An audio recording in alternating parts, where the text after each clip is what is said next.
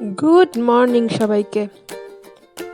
আজ এখানে প্রচণ্ড ঠান্ডা, মানে কাল থেকে মেঘ করছে আর আজ সকালে উঠে দেখছি কুয়াশা, তারপর ঠান্ডা হাওয়া, অবস্থা খারাপ। তাই সকালের ফার্স্ট কাজ চা আর বিস্কুট, মানে এটা খুব দরকারি।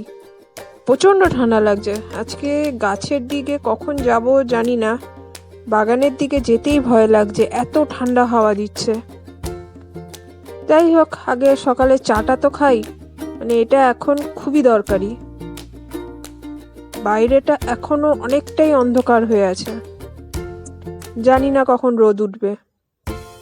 এইভাবে বাইরে যাব। এখন প্রায় 8:30টার কাছাকাছি। গোটা পাড়া ফাঁকা, আমাদের রাস্তায় একটাও লোক নেই। গোটা আকাশ মেঘে ভর্তি। আজ প্রচুর ঠান্ডা পড়েছে, প্রচুর ঠান্ডা। তাও আমি বাগানের দিকে আসলাম। এটা ঘন্টি জবা আমার, এদের না দেখলে আমার ভালো লাগে না। তা বেশিক্ষণ আজ বাগানে থাকবো না, টুক করে পালাবো এখান থেকে ঘরে। একদম থাকা যাচ্ছে না, এত হাওয়া দিচ্ছে।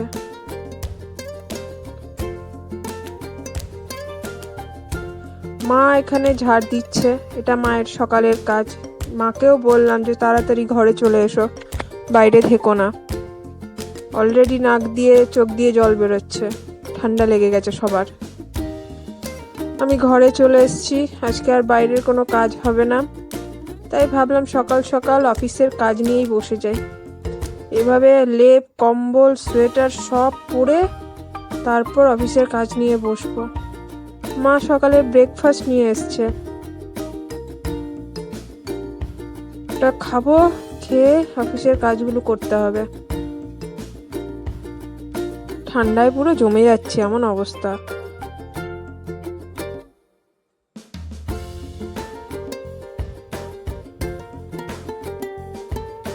এখন প্রায় 12টা, 12:30 বাজে। একটু একটু রোদ উঠছে দেখছি এখন, তবে হাওয়াটা এখনো দিচ্ছে, যথেষ্ট ঠান্ডা আছে। আজকে বাইরে বেশিক্ষণ থাকা যাবে না। এবার একটু রান্নাঘরের দিকে যাব। আজকে যা ওয়েদার, তাতে খিচুড়ি হচ্ছে বেস্ট। এখানে মা খিচুড়ি চাপিয়ে দিয়েছে, সব ভেজিটেবল যা ছিল সব দিয়ে দেওয়া হয়েছে, সেগুলো দিয়ে খিচুড়ি হবে। এটা গোবিন্দভোগ চাল। মোটামুটি খিচুড়ি সিদ্ধ হয়ে গেছে, মুসুর ডাল, মুগ ডাল, আলু আর চাল দিয়ে সেদ্ধ হয়ে গেছে। আমি এবার ফোড়নটা দেব। ফোড়ন দেওয়ার জন্য সর্ষের তেল দিচ্ছি ফার্স্টে। গোটা জিরে দিলাম। এবার তেজপাতা।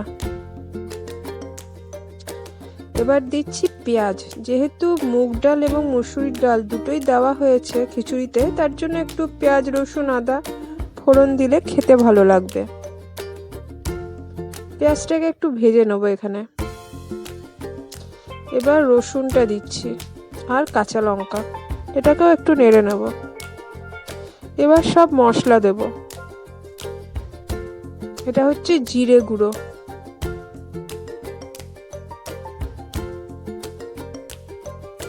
এটা একটু কাশ্মীরি লঙ্কা গুঁড়ো, এটা রঙের জন্য। আর আদা দিলাম। এবার একটু জল দেব, দিয়ে মশলাটাকে ভালো করে কষিয়ে নেব।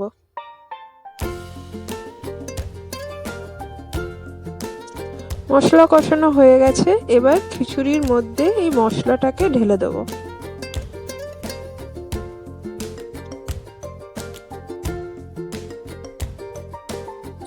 সব কিছু এবার ভালো করে মিশিয়ে নিতে হবে একসাথে। খিচুড়ি হয়ে গেছে, একটু গরম মশলা দিচ্ছি, দিয়ে নামিয়ে নেব।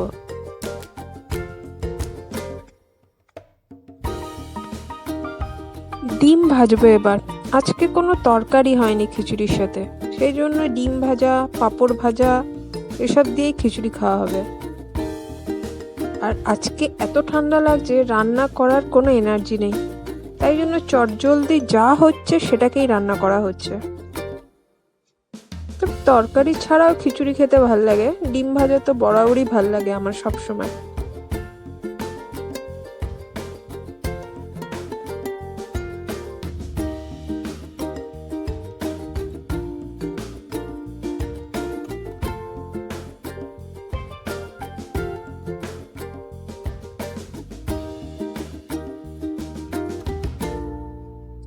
ডিম ভাজা আমার হয়ে গেছে।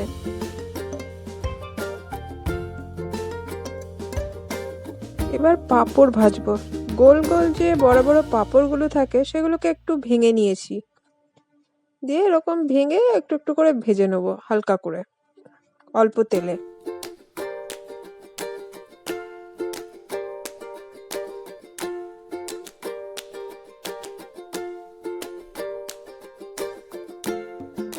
এরকম পাঁপড় ভাজা খেতে কিন্তু শুধু শুধু বেশ ভালো লাগে, চায়ের সাথে তো আরো দারুণ লাগে।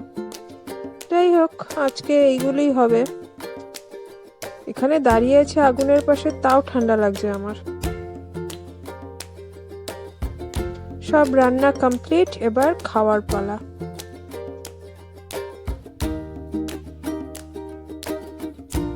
একটু ঘি নিলাম, খিচুড়ির সাথে ঘি সবসময় ভাল লাগে। আর এই যে আমাদের যা ভাজা ছিল, ডিম ভাজা, পাঁপড় ভাজা, আর এগুলো বেগুন ভাজা। বেগুনিটা কালকের ছিল, ওটাকে একটু গরম করা হয়েছে। এবার খাওয়ার পালা।